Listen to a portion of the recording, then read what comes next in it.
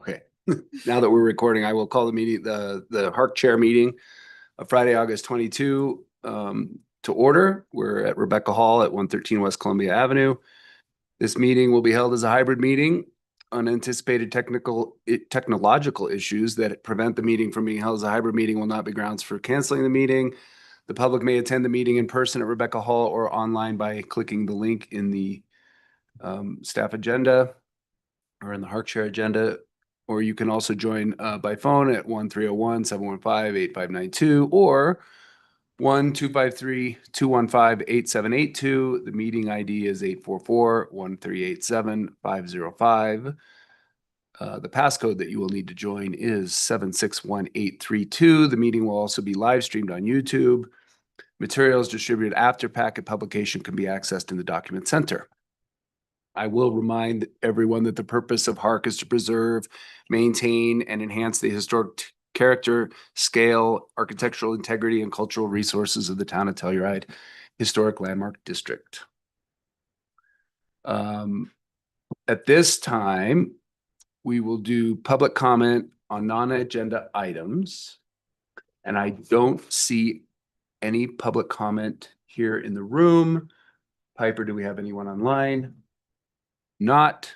So we will move on to our first public hearing item, which is Kristen. So I will remind everyone of the standards of review for an action by a decision-making body. I put them here on the screen. Oh, sure. Oh, of course.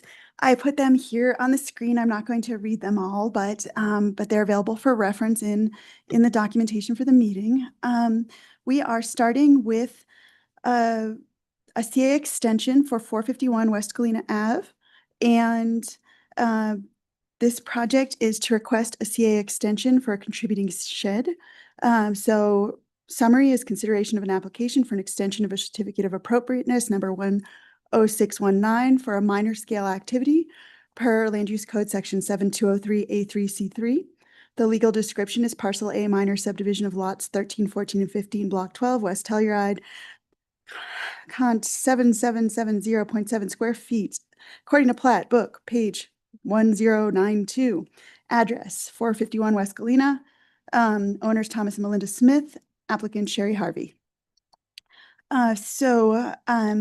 In terms of this project, we have a contributing primary structure located on the property, as well as the contributing shed that is the subject of this discussion, the zone district's historic residential. To note, we are also in the historic residential treatment area and located within the THLD. So again, it's a request for an additional 3-year CA extension for restoration of a contributing shed. The applicant had previously received a 3-year CA extension due to expire September 25, 2025. So the project was initially approved in 2019, received a 3-year CA extension, and now it's due to expire. So extension of the certificate of appropriateness, the process. So for a development that's approved under HARC, provisions of Article 7 of the Land Use Code, a CA is granted for a period of 3 years. The Land Use Code authorizes the granting of an extension for up to 3 years. Extensions are granted by the reviewing body which granted the initial final approval if all the criteria are met. In this case, it was a minor approval by the HARC chair, and that's why we are here before you. There is no provision precluding a request for an additional CA extension in the Land Use Code. So, this is the language in the Land Use Code pertaining to expirations and extensions. I put it here just for reference. And so the HARC chair, in this case, because it's a minor application, may grant an extension of up to 3 years. And there's flexibility in terms of the number of years you may grant. If it is determined that the activity is consistent with the current design guidelines and design considerations, and if the applicant demonstrates a legitimate need to delay the start of construction, including inclement weather, financing difficulties, or similar factors. For a minor activity, an extension as awarded by HARC chair may be subject to changes in the Land Use Code, absent a corresponding extension in a vested property right. And the second criteria here is an application for extension of a CA must have been submitted in 2 months in advance to the expiration of the CA. And the HARC chair must act on the extension prior to the expiration date of the CA, which again is September 25th, 2025. So the approval, based on the criteria I just reviewed, I'm just going to walk us through them. So number one, determination needs to be made if the approval is still consistent with the current design guidelines and design considerations, and if the applicant has demonstrated a legitimate need to delay construction. So the applicant has provided a narrative that describes unforeseen circumstances that have arisen, including contractor unavailability during COVID, delaying the initial project start, the challenges of the site, and increased construction and labor costs. Project was originally reviewed and pursued pursuant to the 2015 design guidelines. The 2024 design guidelines apply to this request for a CA extension, and the project is compliant with the 2024 design guidelines. The HARC chairperson may not make changes to the design at this time. You may either approve the CA extension with the previously approved site-specific development plans or deny the CA extension, which will cause the CA to expire on September 25th, unless a building permit application is submitted 30 days prior to the expiration date, which is in just a few days. An extension of vested property rights is not being sought for this project, and so it must meet the land use code requirements in effect when the building permit is issued. Second criteria, the applicant has met as the request for CA extension was submitted on July 9th, at least 2 months prior to its expiration. Staff analysis, the request meets both criteria for a CA extension. This project did already receive a prior 3-year CA extension. Additional CA extensions are very rarely granted, if ever. That said, the restoration of contributing rated sheds is a high priority for the town's historic preservation efforts. Steps have been taken to move the project forward, as described by the applicant, which include completing a wetlands delineation, coming up with a construction schedule, procuring structural engineering drawings, meeting with the utility companies and various contractors. So progress has been made. So the staff recommendation, again, the request is for a 3-year extension, and they've already had a 3-year extension. So staff is recommending approving the extension for 1 year to give the applicant time to submit a complete building permit application and move forward with this restoration. I included a proposed motion with some options in terms of timeframe, and you also have the option, of course, to deny the request. And so there are the 2 proposed motions there, and I pass it on to the applicant.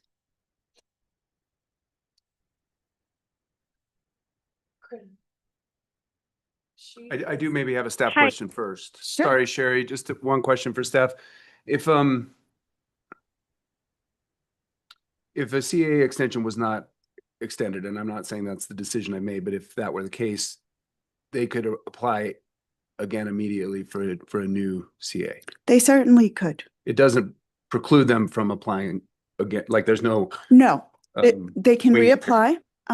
They are welcome to reapply, but they cannot, unless they submit a building permit application in the next 3 days, they lose their current CA. Okay, Sherry, go ahead. Thank you.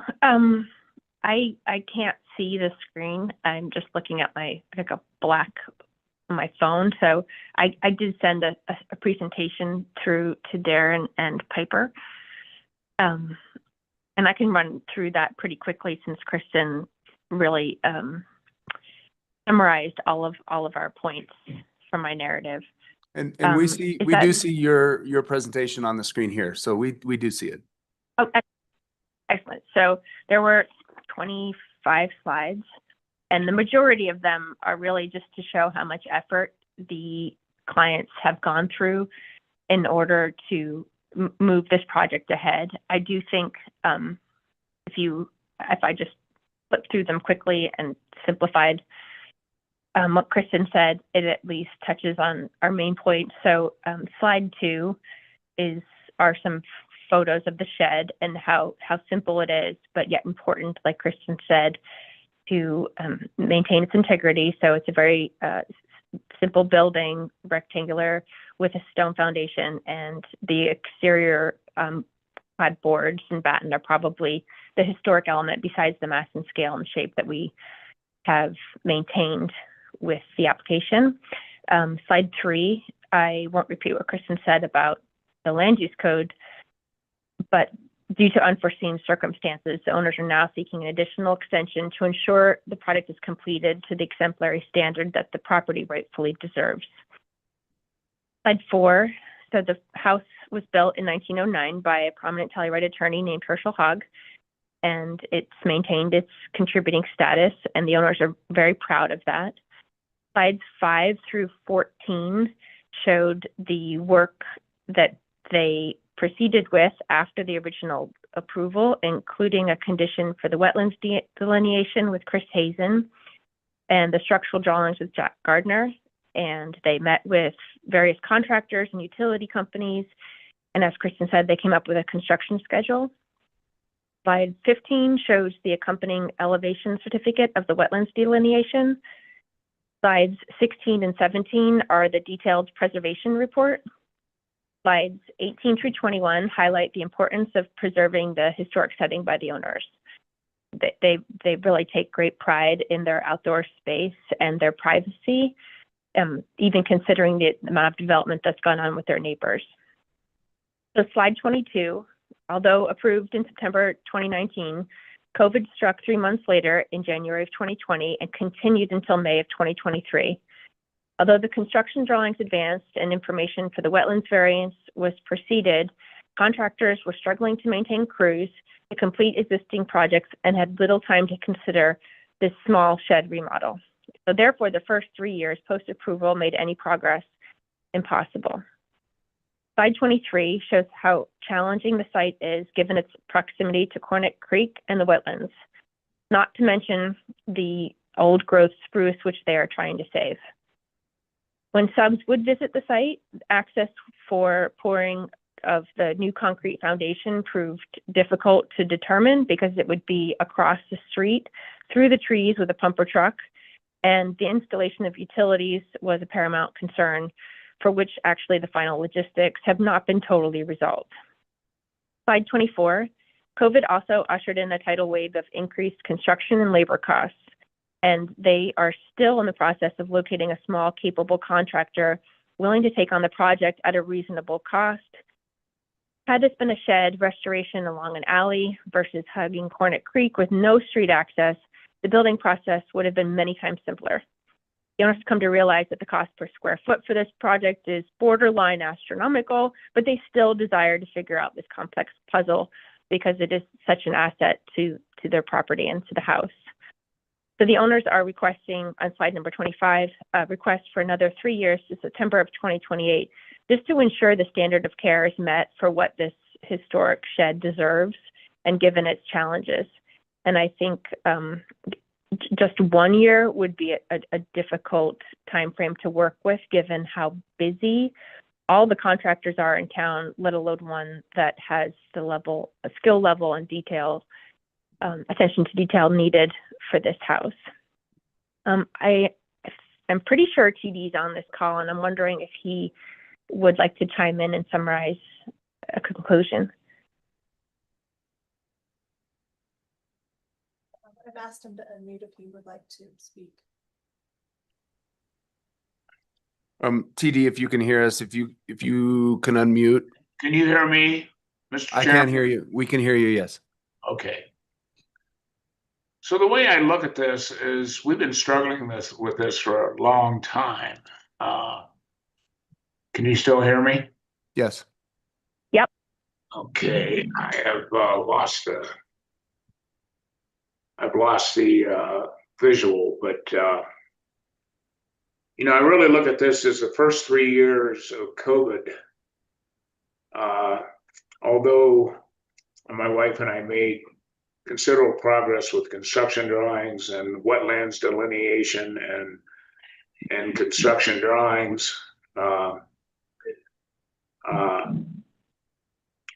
It was impossible to find a contractor.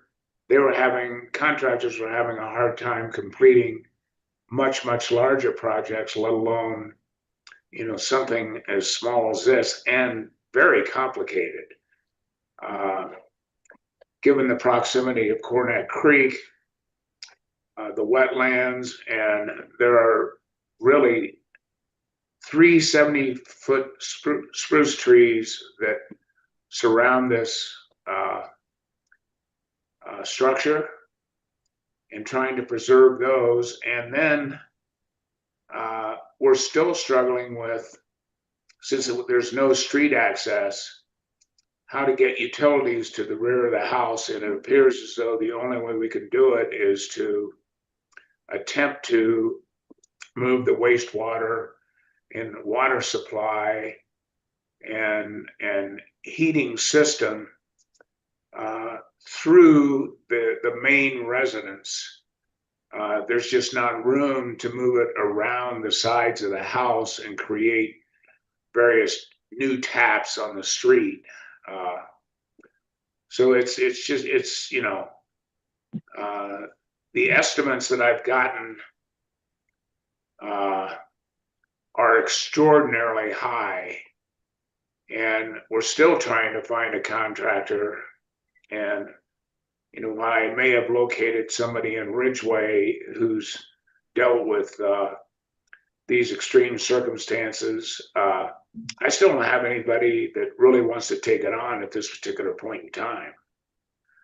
So, you know, I would say that we lost 3 years, and that really we've made progress in the extension, and are pretty much, you know, should be able to break ground, you know, hopefully next summer. But not having access off an alley or access off a street, trying to get building materials around the side of the house, and pouring concrete with a pumper truck off of Curtis Avenue, getting permission from those owners to do that, etc. It's just, it's a Rubik's Cube. And while we still want to do it, you know, it's a challenge, and a very expensive challenge to save this shed, which we really want to do. We consider it to be a part of you know, the whole historic atmosphere of 451 West Galena. And I would respectfully ask that we have more than 1 year as a safety net, rather than the year that's been proposed by staff.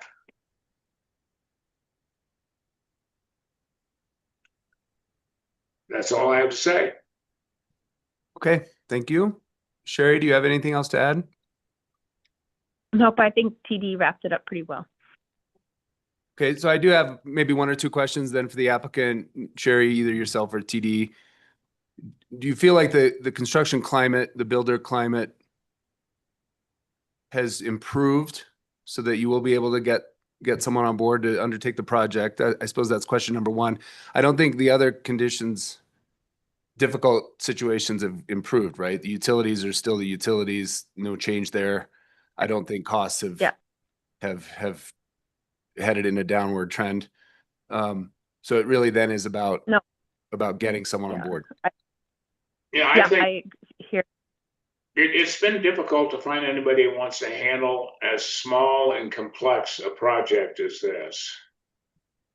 But you know, I've talked to numerous smaller contractors, and I think I have found one that is probably willing to take it on, but I haven't gotten any bids, so on and so forth. You know, I think the building climate has changed, but still we're dealing with a very small, complex, and expensive project. And it's almost like 9 out of 10 people that I talk to don't want to bother with it, you know? Mm-hmm. Understood. Okay. This is my favorite part of HARC chair meetings. I get to deliberate with myself, which I like doing that anyway. Look, I'm certainly sympathetic to all the concerns that the applicant and the owner have raised here. They're valid, as staff indicated in the memo.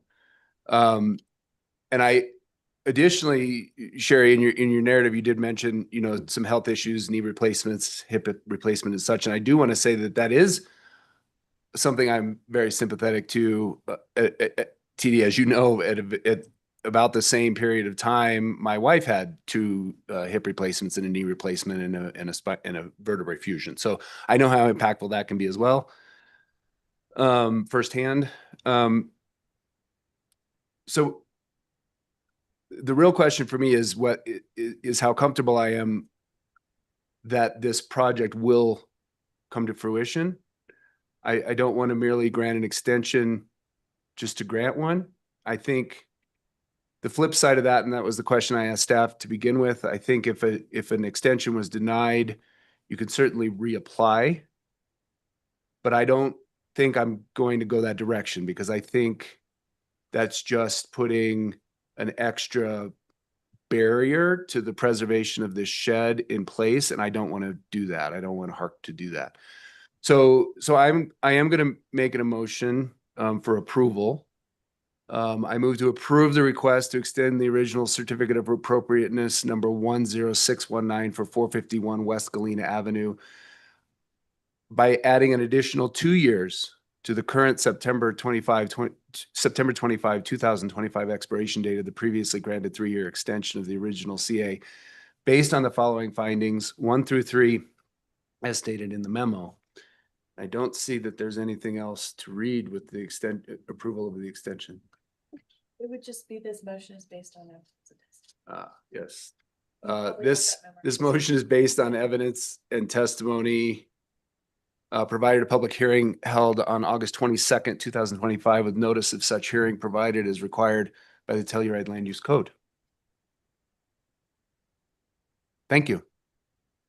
Thank you. I hope you get it done. Thanks, Stacy.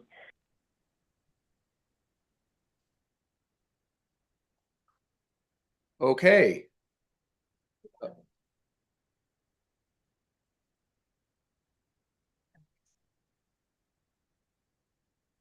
We were just saying that we forgot to do public comment.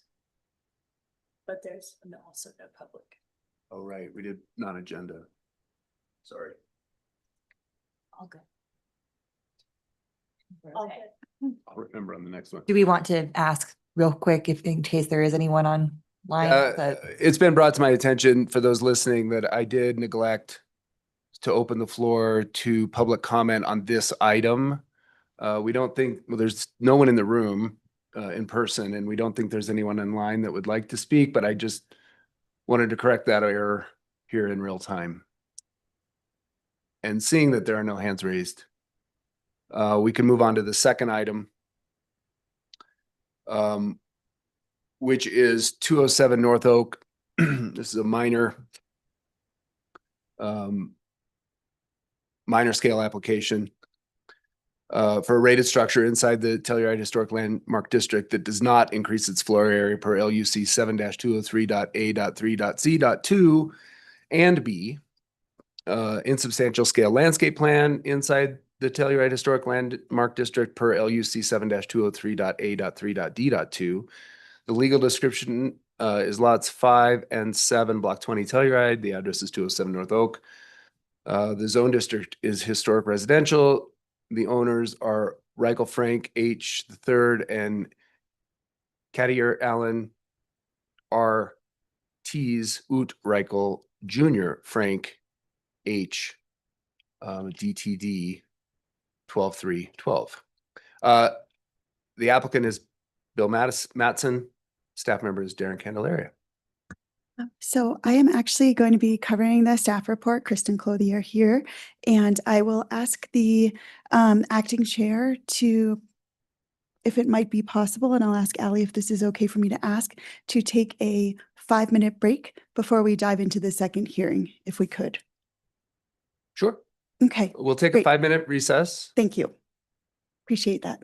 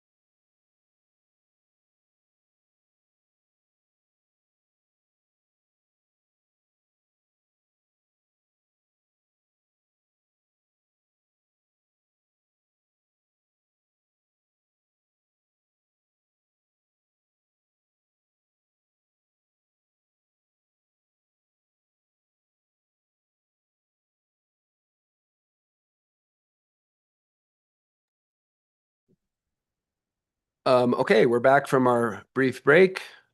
We will reconvene the HARC chair meeting August 22nd. I had read the project title, so I don't think I need to do that again, and I handed it off to staff for their presentation. Thank Please you go very ahead. much. So this is a project at 207 North Oak. It's a minor scale project.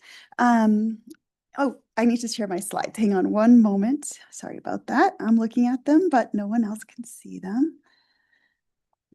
Here we go.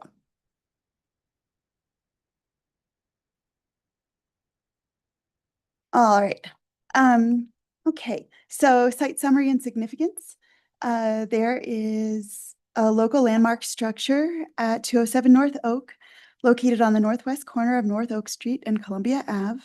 The structure sits on a large lot, primarily a planted grass yard. There are two rated contributing secondary structures located in the northwest corner of the lot.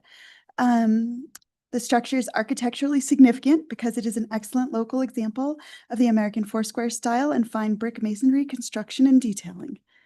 The structure is also historically significant for its association with Edwin L. Davis. Davis was one of Colorado's most successful and earliest pioneers. He became one of Telluride's founding citizens. And this is the overview information with a construction date of 1899. I want to recognize and acknowledge the work of Darren Candelaria, Historic Preservation Planner, for the work she put into preparing the staff memo that I'm presenting. So, project description, the snowmelt system. Oh, request for snowmelt system on the northwest and east eaves, extension of western flagstone walkway, western gutter and downspout system, and installation of a tie rod and pattress plate on the eastern facade. As we know, the overall precepts of the design guidelines are keep it simple, keep it in scale, respect historic resources, make all new design compatible with the existing context. And the design guidelines and standards that apply are rehabilitation standards and historic residential. So I'm just going to quickly go through the design guidelines and standards that apply to review of what is proposed by the applicant. RE number 3, historic features and materials. Avoid removing or altering any historic material or significant architectural features. Retain and preserve original wall and siding material. So the applicant has proposed adding a tie rod and pattress plate to the eastern wall to aid a structural deficiency. And items for consideration are historic brick material will be lost. There's a potential for irreversible damage. Other stabilization techniques are less invasive and more reversible. And that is something, we can discuss further. I will note that the applicant provided engineered stamped letter subsequent to staff memo publication. So I am going to have the applicant, enter into the record that document as well as any additional documents provided yesterday to staff in response to requests for additional information because it came in after the memo, and that would be the appropriate way to get it onto the record for this discussion should the applicant wish to refer to that documentation. RE number 6, roof. Preserve the original roof materials when feasible.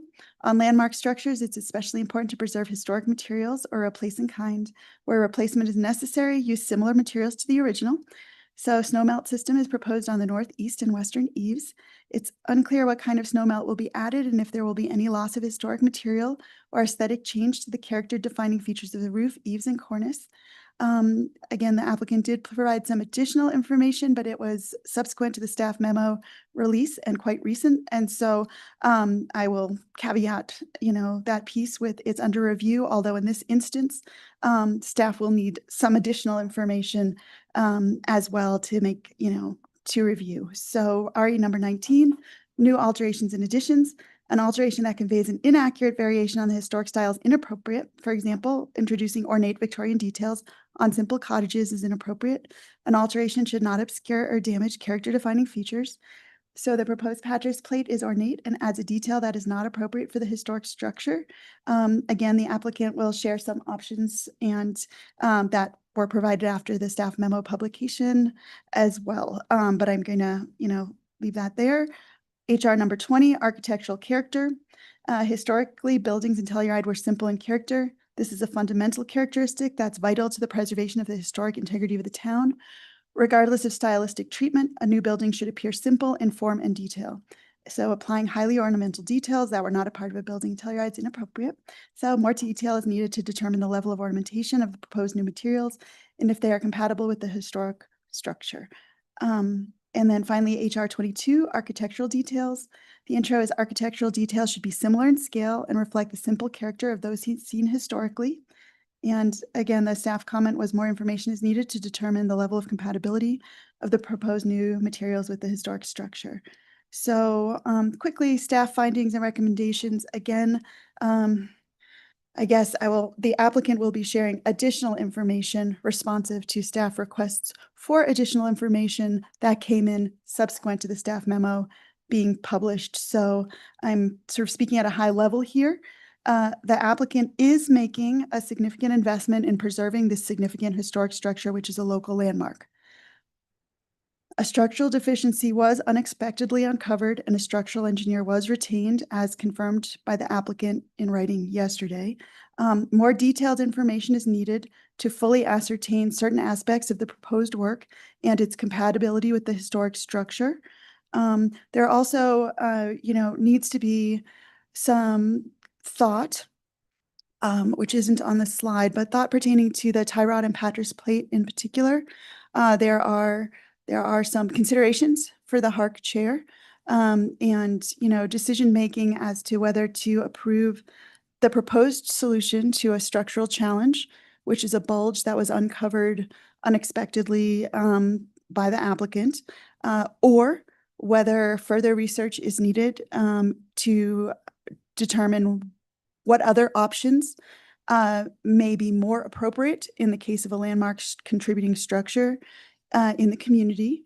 And so I think the preservation of structural integrity of the historic landmark is critical. That said, there are different approaches that could be taken, and the applicant is proposing one specific approach as a solution to that challenge, but there are, possibly, there are other alternatives that could also be considered. So you're sort of looking at what the applicant's proposing and deciding whether that's an appropriate solution or whether more work is needed to come up with a solution and, while preserving the structural integrity of the structure in the interim on a temporary basis. So should the project be approved with conditions to allow work to proceed, a secondary review could be completed by staff based on additional supplemental information provided by the applicant subsequent to the staff memo being published, which further information is also needed in a few cases. So I think what I will do is I will ask the applicant to share their thoughts as well. I think I would say from a staff perspective, there's a balancing here. Some of the parts of the project that are being asked for approval are landscaping, these kinds of things that are more straightforward. I think the balance, we need to absolutely, we want to see investments in preserving our historic landmark. That's the most important, one of the most important structures in our community that needs preservation. What strategies to be employed to get to that result and what solutions we should take to get there are sort of the pivotal piece. No question that the preservation of the historic structure is pivotal. So I think we can have further discussion as staff after the applicant presents, but I do want to give the applicant the opportunity to share their thoughts, their project, and additional information that they may want to provide that came in after the staff memo. It's me. And so, So firstly, yes, I'm able to ask staff yes, any questions. you are, and you're welcome to respond to if you wish to. So I'm sure we'll probably get into this, but there's been a lot of, it seems like an important piece of this is the pattress plate. Mhm. There's no example of it in the packet. There will be. There will be. Okay, Mhm. so that's the first question. I do then for staff have, and this may or may not be relevant. This is sort of a fact finding, or not fact finding. This is just Sure. an exploration of my own. In the description, the architectural inventory form, this project is one of national significance, Yeah. and it's not just the Davis the association with Mr. Davis, it's also associated with Wagoner and the Wagoner swindle. So there's certainly a substantial significance to this house, which is why we're moving gently and carefully Yes. and deliberately.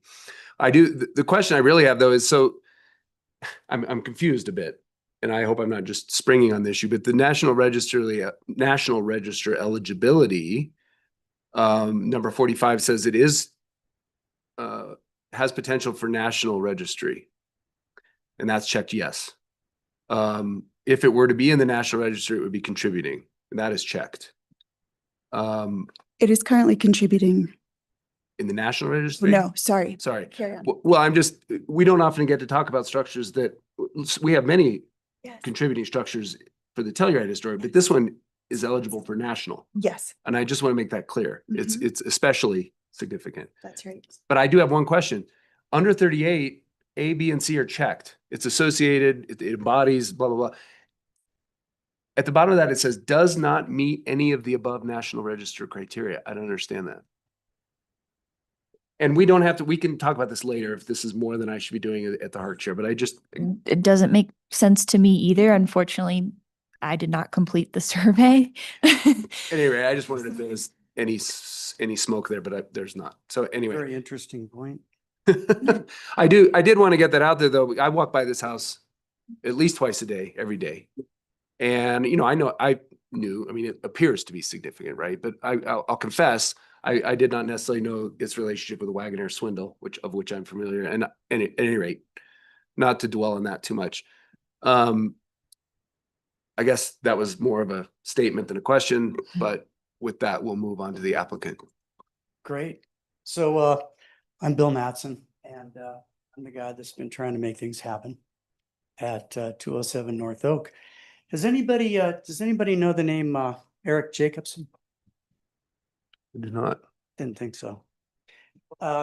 Just a quick note here, and I'm going to tie it into this big picture. So Eric Jacobson came to town years ago, and he actually renovated the power plant on the top of Brattleville Falls.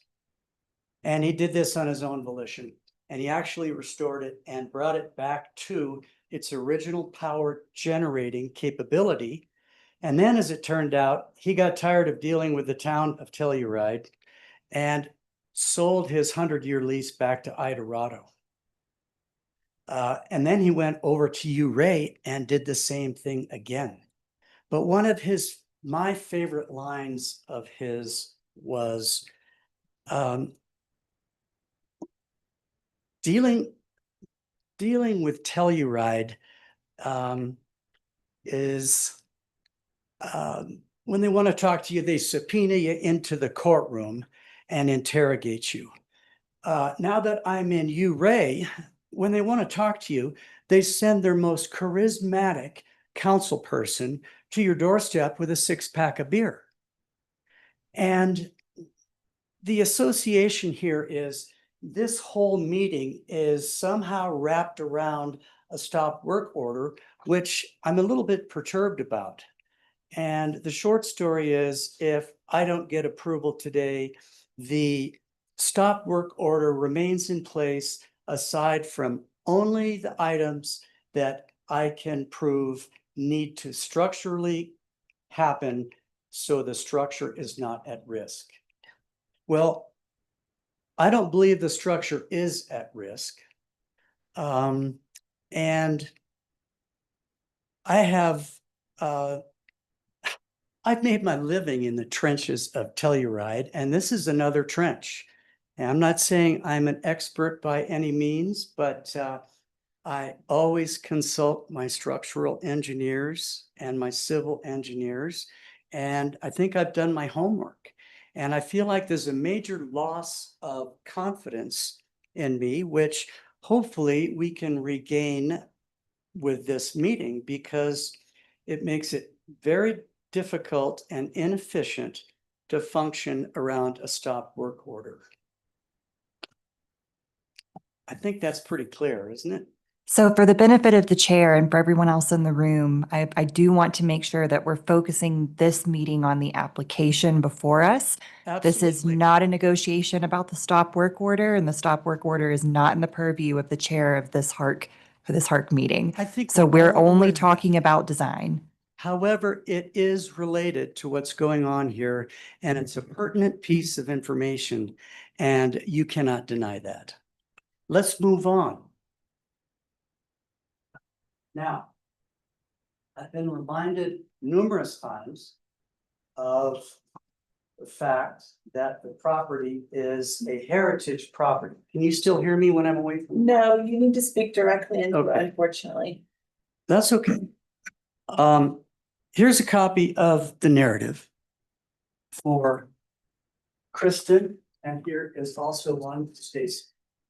And I've been asked repeatedly for a narrative and description of what's going on. So you guys are gonna get it. It's about 4 pages and it'll take probably 3 or 4 minutes to read, but here goes.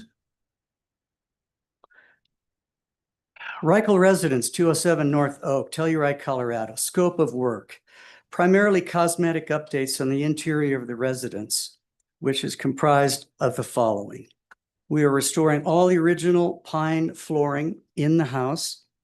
This will be a significant effort as the previous renovation in 1983 called out carpeting and tile for all the floor surfaces. This was most likely required because access was needed to all. Bill, sorry for interrupting. I'll be able to read through it quicker can I just read it instead of having you read it? I'd kind of like to have everyone here be aware of it, and it's 3 or 4 minutes. Sure, go ahead. And that would be my preference, sir. Great. Then I won't read along with you. Okay. Because access was needed to all of the plumbing and electric, which needed to be updated. Consequently, there was more than 1/3 of the northern and southern pine original flooring ripped up along with the diagonal skip sheeting directly below. Plywood and shims were substituted for the missing vertical grain fir or pine with a deep red carpet running throughout the home covering all the sins. We are able to match the original flooring material somehow, and we will be skillfully lacing the floor back together along with the 126 years of wear, tear, and perimeter foundation settling. It was suspected that the connection between the floor systems and the wall system failed, but not so. It was primarily due to the perimeter stone foundation settlement, coupled with the larger loads that they carried. The interior foundation carrying the lighter loads and protected from the elements, remaining close to their original locations. All of the floor joists, rough sawn 2x10s, were under-engineered with all of the larger spans sagging.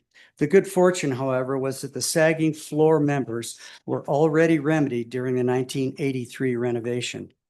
It was this realization that inspired the foundation exploration. That being done, we found a surprisingly tight mortar mix holding together a menagerie of local stones together. In the areas that we potholed the foundation, it measured 6 feet below grade. After a lot of research done regarding the old masonry buildings, we kept hearing the same basic story. Don't try and lift up or correct them. By that I mean with a masonry building. There is much more to lose than to gain. Hopefully, this present nugget building project will be the exception. This brings us to the fixes that we chose. The amazingly great condition of the foundation at 207 North Oak has been irrigated by a leaking watering system serving the overgrown shrubbery around the base of the structure for the past 44 years. As the engineers in the crowd know, this is one of the worst treatments possible for almost any type of foundation, as it promotes settling and eventually failure. A moisture diversion membrane will be installed where the foundation is suffering the most due to the negative drainage, northern exposure, and 40-some years of tap water flooding the adjacent soils. The soils analysis done by Black Canyon engineers have verified a relatively sandy, porous cobble and boulder substrate suitable to assist in draining the excess moisture away from the bearing surfaces of the foundation. I guess that we can thank Coronet Creek and thousands of floods depositing the alluvium at this location, keeping North Aspen and Oak Streets some of the highest streets in town. The new irrigation system will remain at least 6 to 7 feet from the building, with all the flower beds and trees left to flourish. As it turns out, the new flagstone walk from the west back door to the alley is not new at all. The center of portion of this walkway is just covered up with about 20 or 30 years of grass and a little bit of topsoil, probably redone in the early 1980s, and a red sandstone measuring about 1.5 to 2 inches in thickness. As for whatever reason, sank into the topsoil, slipping from view. Hopefully this can be recycled into a continuous walkway to the gate and the alley behind with some new material to match.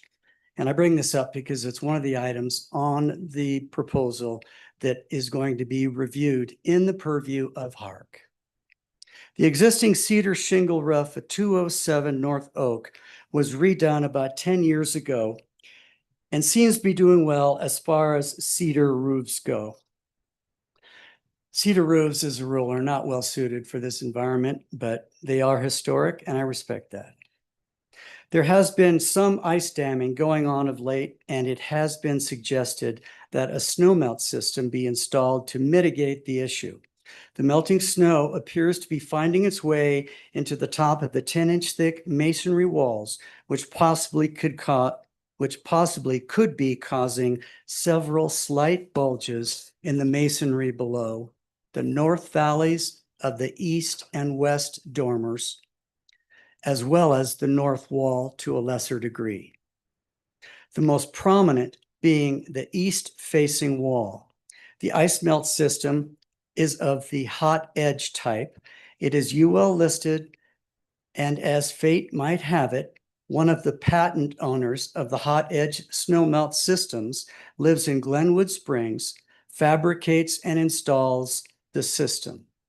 We have selected a medium to gray color roofing material, which will be used on this heat melt system with a dull finish in hopes of blending with the gray shingles as much as possible.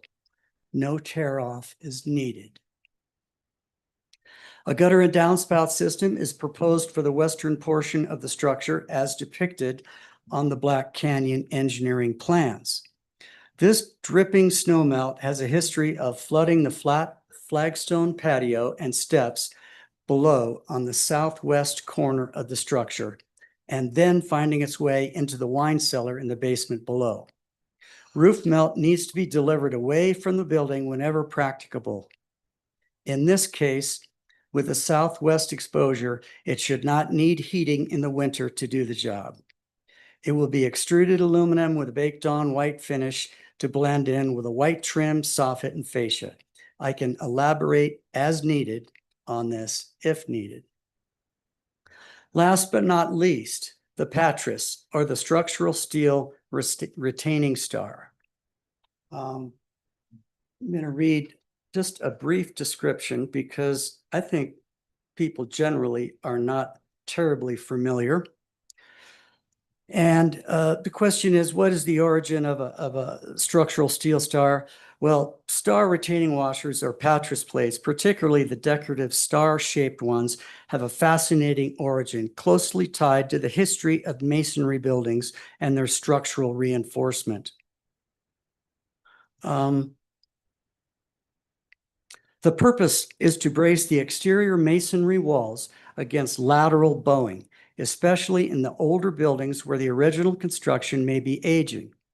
In early construction, particularly the cities like Philadelphia, brick masonry and timber were primary building materials, while internal wood joists supported inner walls. Exterior masonry required additional bracing. The solution devised by builders was long iron anchor rods extending through the masonry and fastening to the floor joists. To secure these tie rods externally, builders began using anchor plates or wall washers, often taking on aesthetically pleasing forms such as stars, hence the name. I just wanted to add that as a footnote, just to make sure we all have a platform to go off of here. The Patras, or structural steel retaining star, is of Flemish origin, originating or immigrating to the United States in colonial times. It has been popular ever since, often used as a decorative expression, structural solution, or both. They have been used to commemorate the year of the building or the initials of the building's owner, or just simply to keep a masonry building from collapsing. There are probably dozens of them in use currently around the town of Telluride in the buildings of the same era as the Wagner House at 207 North Oak. If you don't like the scale, the design, or ornate character of the retaining washer, well, let's change it. If you don't want it there at all, and I'm not being a smart aleck here, this is an option on the table.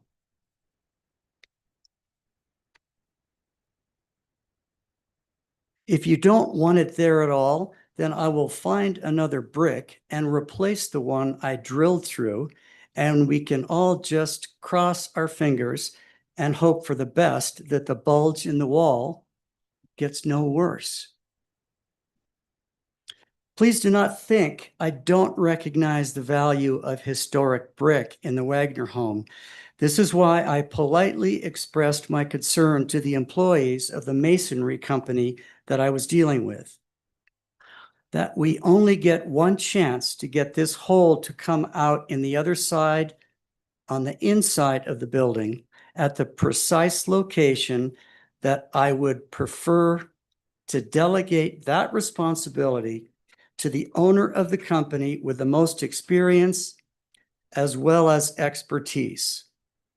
He made an exception and agreed to help me with this because he recognized my genuine concern. This is why I had to make a special appointment with this individual almost a month in advance. A custom framework was constructed and utilized to drill through the brick to the interior with accuracy, landing at the exact location to fasten to the cold rolled steel plate on the floor diaphragm. And I have pictures, and we're going to go through the details to make sure everybody's clear on this. This is why when I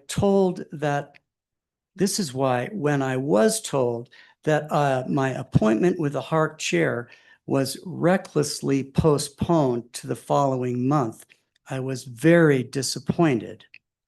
In other words, I was either going to keep my appointment with this guy that was making an exception to do this quality work, or it wasn't going to get done. And for reasons I won't go into, all this could have been prevented. By that, I mean, I think this is blown significantly out of proportion. And hopefully, with my cooperation, we can, or with your cooperation and my cooperation, we can get all the questions answered so that we can move ahead.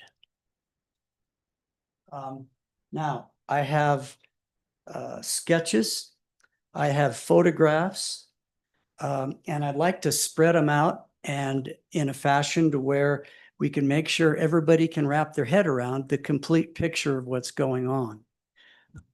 Construction projects kind of dovetail together, and you can't just take part of the project and set it aside and let the rest move ahead, because generally speaking, it's all related, which means my preferences would be to move this project ahead in its entirety, provided that the HARC chair feels comfortable with the decisions made on how to resolve the problem.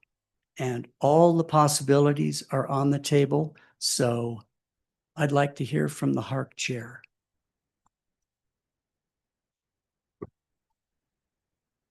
So that's the end of your presentation. That's the end of my narrative. It's not the end of my presentation. Do you have an example of the Patras plate you have in mind? And there's a description here of this snow melt system being of a gray color to match the existing shingles. Do you have any examples of those? I do. Any photographs? I do. So let's see those. Okay. And I also just want to let Bill know, he did hand in some additional materials, as I mentioned during my presentation yesterday. And Bill, because it was after the staff memo, I brought them with me here, but I have not provided them to the HARC chair. You would need to enter them into the record. So if you need these, I'm giving them to you to officially do that if you'd like to. Okay, just so I can read this into the microphone. The first page is a letter from my structural engineer who on this project alone has accumulated 6 hours of site walk time. So he's very familiar and I draw off his expertise and knowledge incredibly. A lot of these drawings are my sketches, which he has reviewed and he has signed off on. And I found over the years, this is a very efficient way of doing business rather than trying to get somebody's attention and creativity focused on a problem that they just saw. So the second piece of paper is a diagram of the structural nature of how this Patras plate works. The third document is a photograph that I was able to get of the owner of the concrete sawing and cutting business who went out of his way to build a custom frame to assure the accuracy needed to drill through the wall. The next page is a structural steel washer. This is the one that I chose because it resembles many of the ones, which I believe there are dozens around town, and I have photographs of them. This is the one that I recommended. The homeowner, who is always right, of course, chose a different one, and this is the one that was put on. Don't be misled by the fact that it's a hot dip galvanized finish. It is that because it's a good substrate for a paint that will last without deteriorating from corrosion from below. The next document here that Kristen wanted me to show is the engineer's interpretation of my sketch of how the moisture diversion trench will function and will be constructed. And it's a section drawing. And the plan view of that is on the plans from Buckhorn Engineering, Topo and ILC made by Foley and Associates. The next document is a sketch that was created by Rocky Mountain Gutters, who is the one of the patent holders for the hot edge snow melt system. And it's a section drawing of how it functions. And basically, I'd like to add that this type of a snow melt system can go as little as inches or all the way up to the ridge line of the building, if necessary. That would be an overkill, but nonetheless, it's piecemealed together, and you can see this sketch done by the owner of the company. And it's put on in sections, which are probably somewhere between 12 and 18 inches each. And when you indicate there's no tear off, you mean that this will be applied over the existing Affirmative. roof? Okay. And then the last photo that Kristen wanted me to present to the record is something that I didn't realize on the onset of the project, but stumbled into. And that was the description in my narrative about the walkway that goes from the patio and the back door of the building to the gate in the alley, which predates quite a bit. And is all that needs to be do is shovel the sod off of it and elevate it with a porous substrate, and we're back in business. So that being said, here's a half a dozen documents for the chair. Thank you. I'll take just a minute to look through these.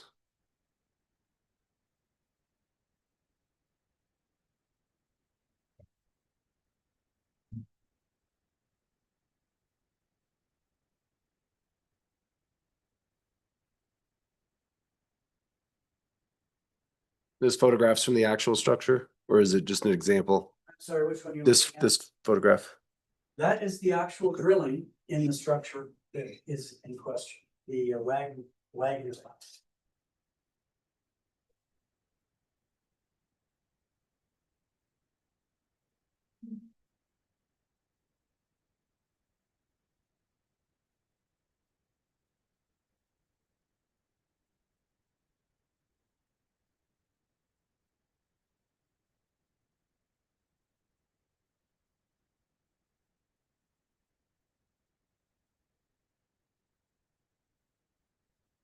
You don't have a photograph of the heat melt.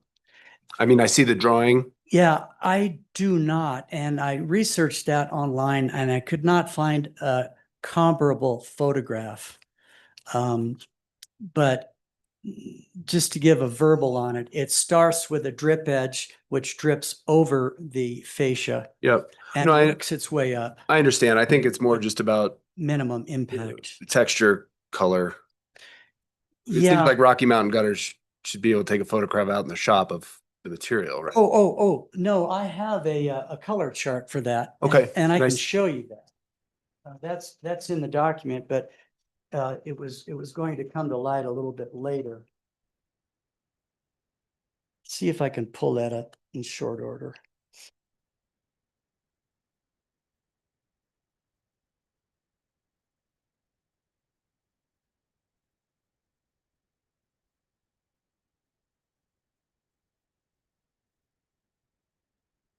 Trying to keep these organized. So I'm going to separate this and we can pull it up, open.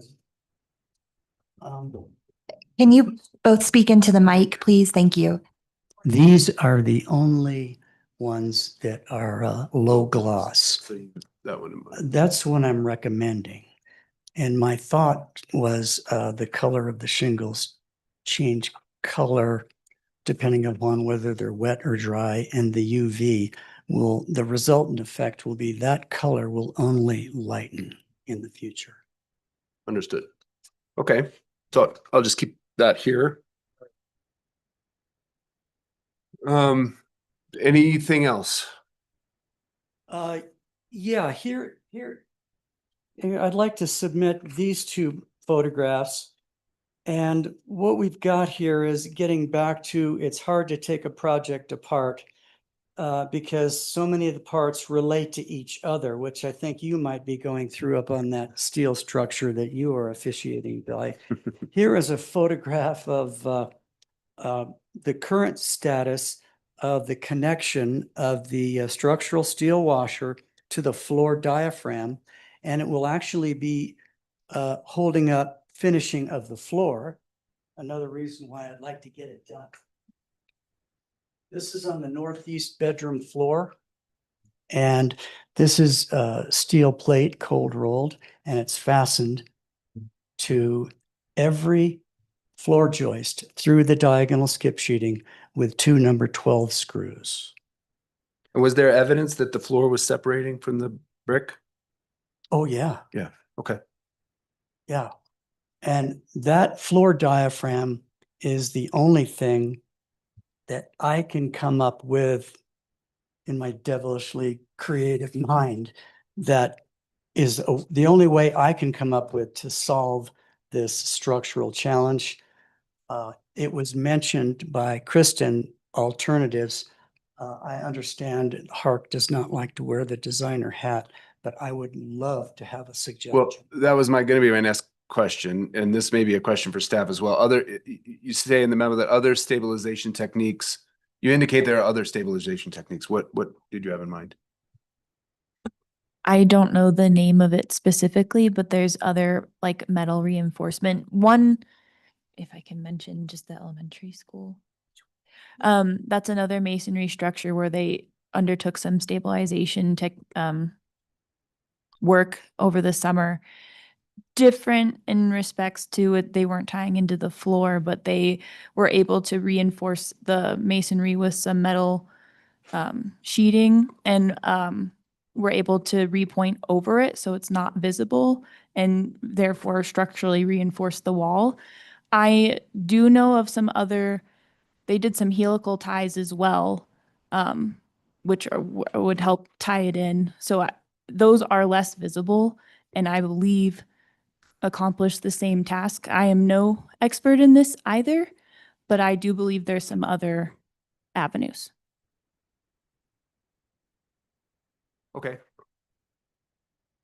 Back to me. Next, I would like to submit a little packet here that shows the structural star that I originally wanted, and a section of how the mechanical fastener works. Isn't that already in what you gave me here? I think so, but it also contains a photograph of the structural steel washer in place on the building in question. And I want to remind everybody that it's not too late to take it off and replace the brick. So that's that one in place. And you mentioned the galvanized finish that you're planning on painting? Oh, Yeah, yeah. That's a hot dip galvanized, and that is the prime substrate for the paint, so you don't get any corrosion from below. Okay.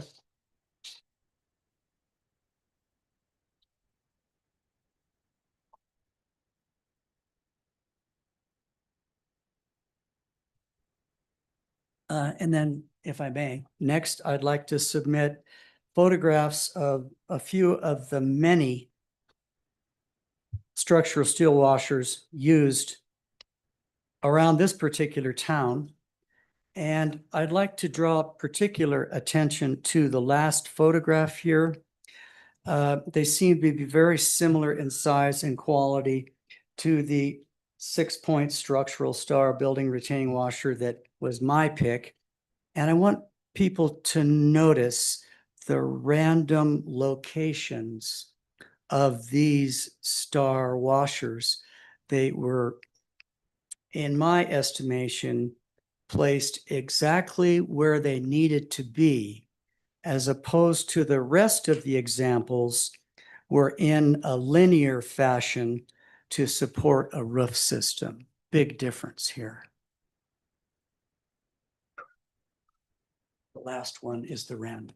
Mm-hmm.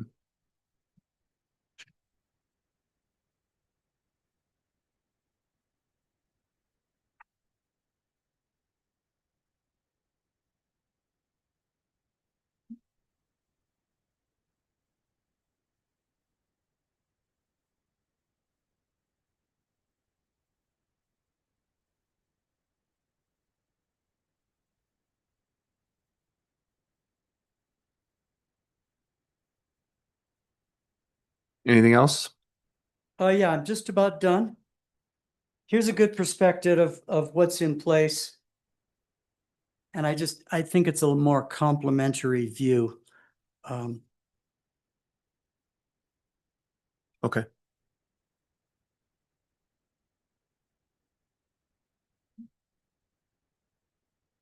And then I have a document from Black Canyon Engineers, which is actually color-coded and very easy to read as far as the placement and extent of the things that I would like to place. Examples being the gutter and downspout system, as well as the heat tape on the roof. And this is an early drawing, and it basically shows a plan view of where this moisture diversion trench is being placed.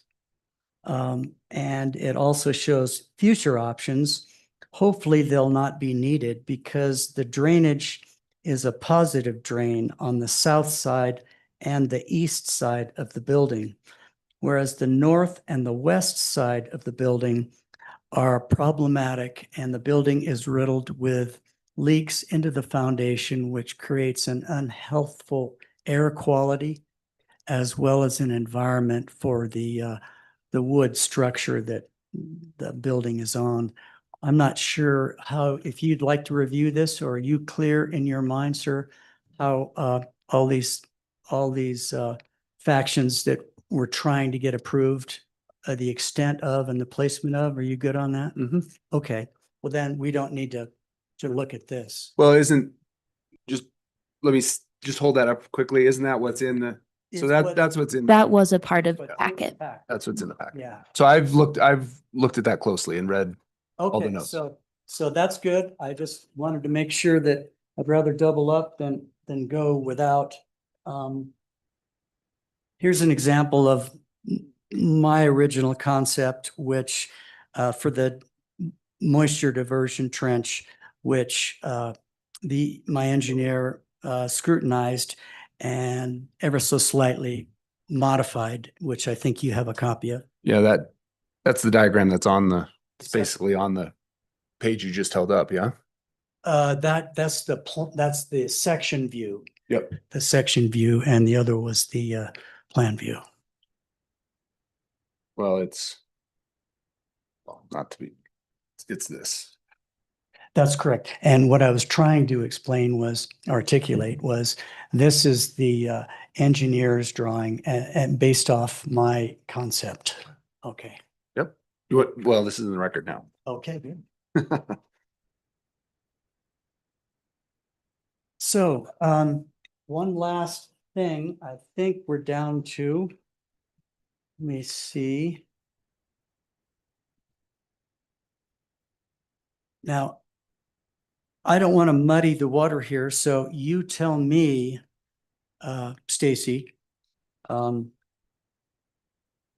what you think. My moisture diversion trench located on the north side of the building is a combination of structural engineering and civil engineering. And the theories or the definition is anything more than 5 feet away from the building intersection with grade is civil. Anything inside that is structural. So there's a bit of an overlap and a gray area. I think to improve our chances of success for this moisture diversion barrier trench, to give us the best possible chance for success would be to combine both the structural engineering principles as well as civil engineering. So I have one last document. If it would hinder the approval of this HARC chair, I don't need to introduce it, but what it is I would influence the grades of the surrounding immediate property to the north of the building to facilitate a positive drain away from the building. And to do this, it would be a garden wall somewhere between 2 and 3 feet tall, running the length of the building approximately 10 feet to the north, so that we could have our best possible chance of diverting surface drainage, which is both from rain, from the slope, moisture creeping down the hillside, as well as the dripping off the roof. Would you like to see the So location? I'm going to of this? beat staff to the punch. Okay. I think what you're proposing is probably valid, but it's a new item. Listen, I'm not going to hear a new item at this hearing. That's fine. You could certainly make an amendment upon, an approval, but we're not going to insert that into this application. Very well. Anything else? Does anybody have any questions? I don't mean to put you. Nobody else gets to ask any but me. Oh, really? Oh, I didn't mean, I'm allowed to ask questions, aren't I? Sure. Oh, good. Darren, I'm a little bit confused. Well, about no, Your not of description. not of staff. You can ask me questions. Oh, Stacy, I'm a little bit confused about the description of alternative methods of structural support, and maybe in the sometime near future, if they have such an interest, they could share those alternatives with me. Well, and I raised that as well. I think there probably are alternatives, and I'll get into that when I deliberate with myself. Ooh, Well, when you're done with your application, I deliberate. well, let's go. So you're done. You've given me all the material you want to give me. Did you get the photo of my guy drilling the hole? I did. Okay, we're done. Yes. I just wanted to, I said this during my presentation, but I do want to make sure it is clear that some of the items you just saw were provided to staff yesterday, Okay. and other items we have not seen. And so I think that information is what we were seeking in order to be able to provide a fuller staff analysis. Understood. Okay, just wanted to put that on the Yep. record. And before we go into deliberations, I just want to please remind the applicant that once the chair member does go into deliberations, there's no more conversation between staff or between the applicant and the chairperson. They just get to deliberate. So if there's anything else you want to say on the application, please go ahead and say it now. I'm not a novice with the proceedings. Okay. So now I'm going to, this is my favorite part. I like deliberating with myself. I will say, Bill, this is a lot of information, and you've done a really good job of pulling together all these pieces. And as staff already alluded to, I think this answers a lot of their questions. I think if this information would have been provided at the beginning, this would have been smoother. Well, not that it has been unsmooth for me anyway, you know what I mean? So with that said, I'll just go through staff's. Comment. Oh, right. I need to open it up to any public comment, either in the room or virtually. I see none in the room. There's none online. And there are none online. So now I will truly enter into deliberation. And I'll just go through the list. Staff's first concern was historic features and materials and the impact of well, first drilling through the historic brick, the installation of the tie rod and the pattress plate. I agree perhaps with staff that there could be a potential solution that at the end of the process was less visible. But I think drilling a small hole is perhaps has the least potential to go sideways. I think then the other concern is the ornamentality of the plate itself. And what HARC wants to avoid here is having this look like a historic replication and be confused for a historic piece. To truly make that happen, it would be a square plate. I don't think I care for that. So I actually prefer the version that's been installed over the 5-point star. I think it's the 4-point that ultimately was chosen and is on the building now strikes a balance. It's not going to, we have to remember that this is pretty proximate to the courthouse, which has these plates and that I believe are stars. And I'm glad that we're not being that replicative, if that's a word. I think what the applicant has picked here strikes an appropriate balance. Nevertheless, these could be confused in the future. But I mean, I don't want them to look like they're from 2025 either, right? So I don't know.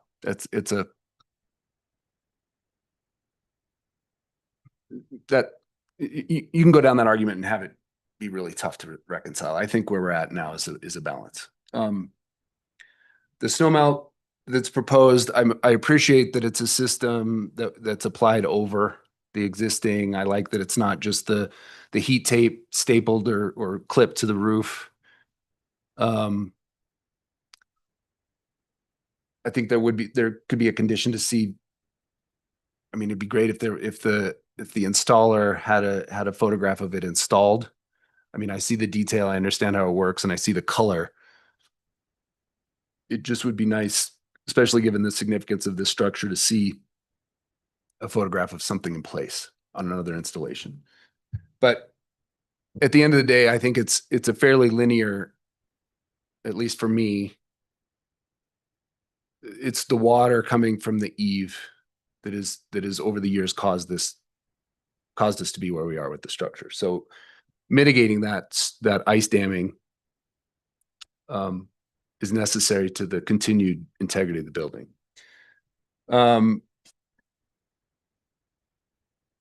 Number 19, again, deals with the patches plate and its ornateness. I mean, I don't want to have you, the applicant, come back to me with every single patches plate option in existence.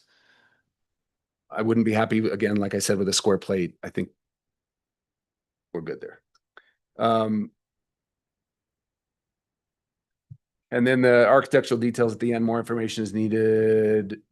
I'm assuming that again has to do with both the snow melt and the patches plate, which we talked about.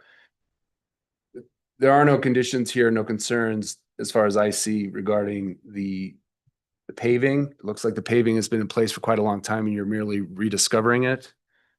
What was your, I think you had 4 items that were in your application. The gutter and downspout system, we didn't even necessarily get into that, but I think that it's necessary, right, to divert water away. So now that I've read through those and deliberated, you know, I think I can make a motion to approve. I'm going to add a couple conditions to that approval. But I'll go ahead and make that condition now. I move to approve the September 19, 2025 HARC chair meeting. The proposed minor scale alteration at 207 North Oak based on the findings of the staff memo dated August 22 with the following conditions. I'm going to strike 1. We'll keep 2, and by details, I mean a photograph. I'd like to see a photograph of it installed from another installation, just to be crystal clear on what it's going to look like. And you know, 2 and 3 are very similar, so I'm going to strike 3 because that 2 covers it. So there's really only one condition of approval. This motion is based on evidence and testimony provided at a public hearing held on August 22nd, 2025, with notice of such hearing provided as required by the Telluride Land Use Code. Then I have to read the other part, which I probably don't have in front of me. Maybe I could read it from Wednesday's HARC meeting.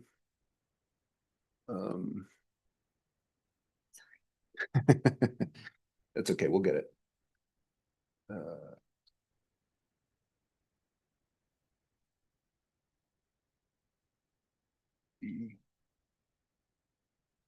Thanks for bearing with me. Luckily, there's no one listening online.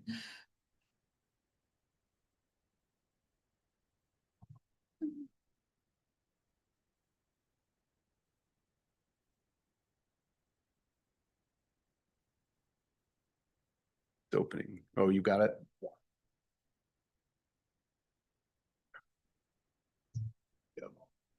Revised plans incorporating the conditions of approval shall be submitted within 60 days of this approval, or this approval becomes null and void unless otherwise indicated. The revised drawings submitted for a certificate of appropriateness must be a complete set with any changes to the drawings clouded and labeled. Any changes to the drawings beyond the conditions of approval may result in more than one submittal being required.